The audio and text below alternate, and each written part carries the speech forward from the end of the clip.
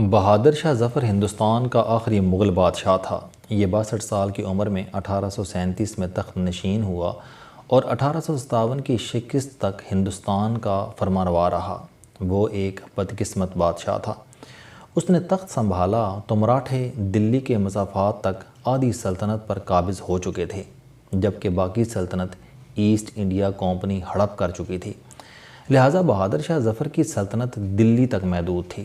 آباء و اجداد تھوڑا سا خزانہ چھوڑ گئے تھے اور وہ خزانے کی اشیاء بیچ بیچ کر گزارا کرتا رہا۔ شہزادے کبوتر باز تھے۔ وہ سارا دن کبوتر بازی کرتے تھے اور رات طوائفوں کے مجروں میں گزار دیتے تھے۔ بادشاہ شاعری اور شراب کا رسیا تھا۔ وہ رات بھر مشاعرے بھگتاتا تھا اور صبح کی نماز پڑھ کر زور تک سویا رہتا تھا۔ شہر میں رشوت، لوٹ کھسوٹ، چوری چکاری اور رسا گیری عام تھی۔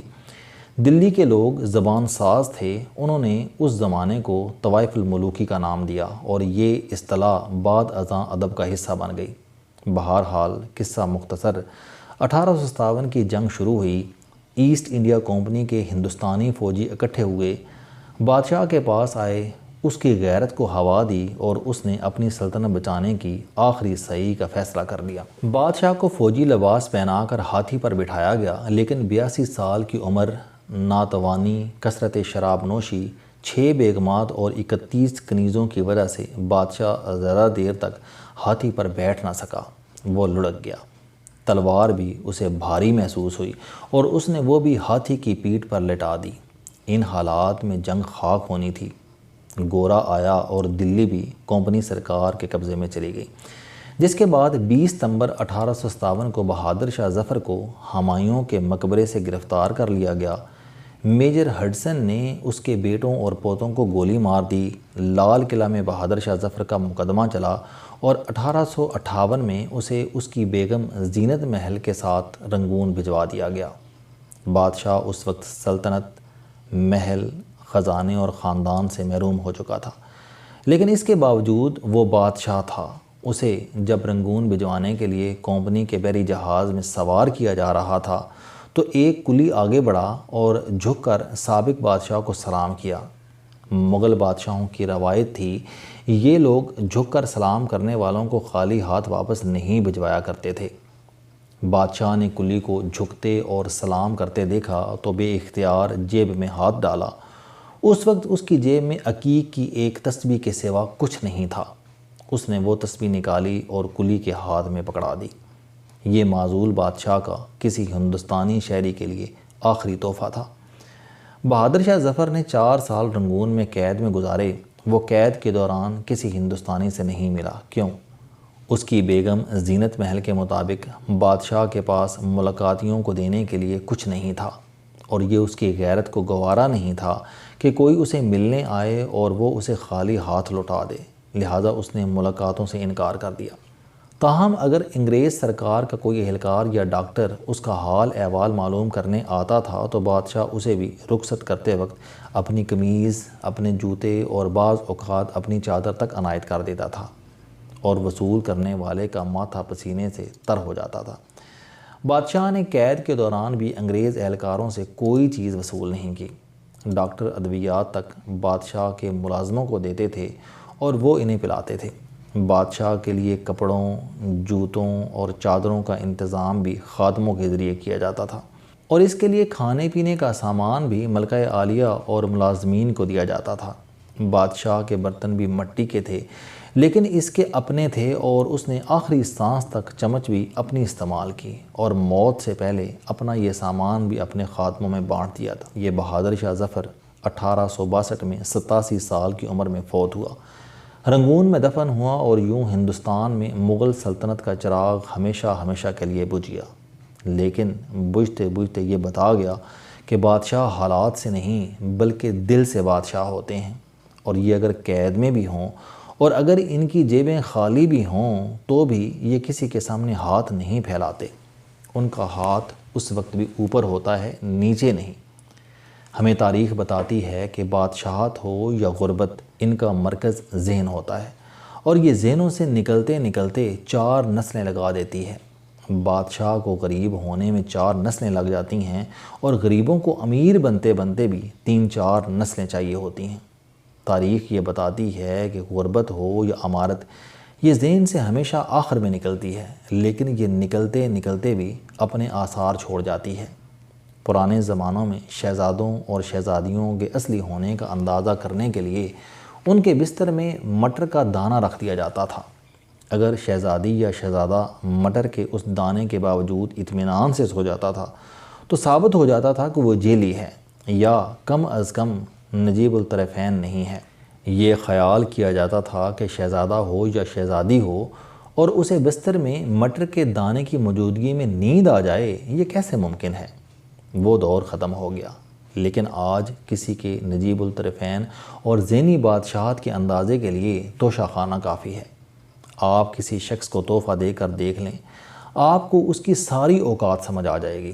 آپ کو اگر یقین نہ آئے تو آپ توشہ خانہ کی تازہ ترین رپورٹ پڑھ لیں۔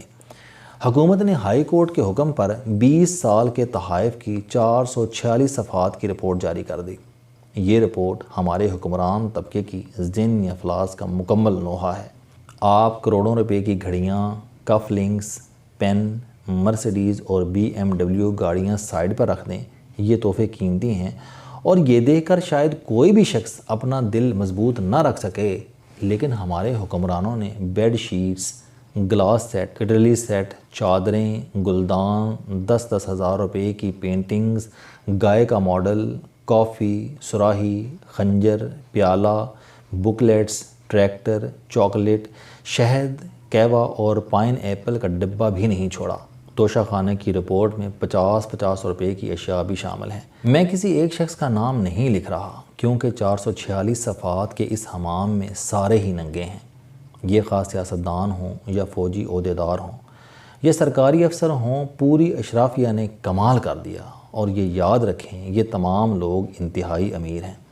اللہ تعالیٰ نے انہیں دولت، شہرت اور اقتدار سے نواز رکھا ہے، لیکن یہ دل کے انتہائی فقیر ہیں۔ اس لسٹ سے یہ بھی ثابت ہو گیا کہ بادشاہت اور غربت کا پیسے اور عہدے کے ساتھ کوئی تعلق نہیں ہوتا۔ انسان اگر اندر سے بادشاہ ہے تو پھر یہ بہادر شاہ ظفر کی طرح قید میں بھی بادشاہ رہتا ہے، اور اگر یہ دل سے بھکاری ہے تو پھر یہ ایوان صدر، وزارت عظمیٰ، army chief house, supreme court اور سیکریٹریٹ میں بھی فقیر ہی رہے گا، اس کا ہاتھ پھیلا ہی رہے گا۔ ہم نے ماضی میں جو بھی کیا ہم نے کر دیا، ہمیں بہرحال اب سمجھ جانا چاہیے۔ ہمیں اب رک کر کم از کم توشہ خانے کی پالیسی ضرور بنا لینی چاہیے۔ ہم اسلام آباد میں توشہ خانہ میوزیم بنا دیں اور تمام ممالک کے تحائف ان میں رکھ دیا کریں، یا پھر ہر سال ان کی اوپن نیلامی کر کے فروخت کر دیا کریں، یا پھر ہم احسن اقبال کی پیروی کریں۔ احسن اقبال نے 3 تحائف وصول کیے تھے، یہ 2 رولکس گھڑیاں اور کارپیٹ تھا۔ انہوں نے قانون کے مطابق 20% رقم ادا کر کے یہ تحائف لے لیے تھے، لیکن رپورٹ آنے کے بعد احسن اقبال نے تحائف کی 100% رقم ادا کر دی۔ حکومت ماضی کی غلطیاں درست کرنے کے لیے یہ پیشکش تمام تحائف برادران کو دے سکتی ہے۔ یہ لوگ بھی 100% رقم ادا کر کے اپنا ماضی ٹھیک کر لیں۔ دوسرا، میں نے فہرست میں SSG کے گن مین سپاہی عتیق الرحمان اور کانسٹیبل ملک قاسم محمود کے نام دیکھے، اور یہ دونوں غریب اہلکار ہیں، معمولی تنخواہ میں گزارا کرتے ہیں، لیکن یہ لوگ دل کے کتنے بڑے بادشاہ ہیں آپ ان کے عمل سے دیکھ لیجئے۔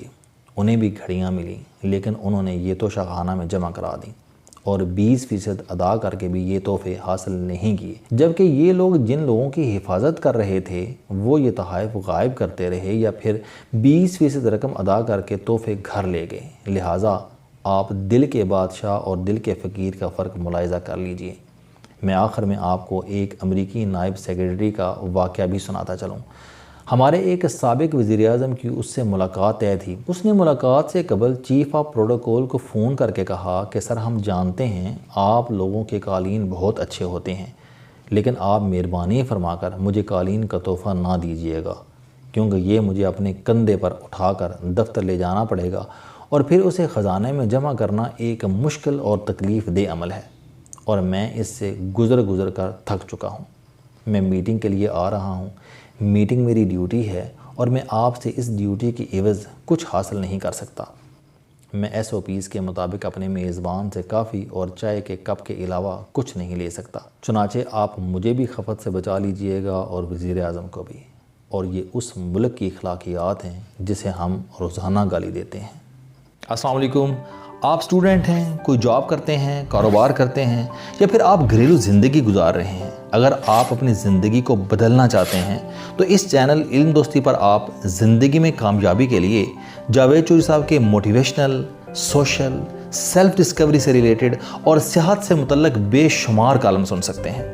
میرا دعویٰ ہے کہ یہ چینل آپ کی زندگی بدل دے گا۔ اس چینل کا مقصد اچھی باتیں معاشرے میں پھیلانا ہے، اور اچھی بات کو دوسروں تک پہنچانا صدقہ جاریہ ہے۔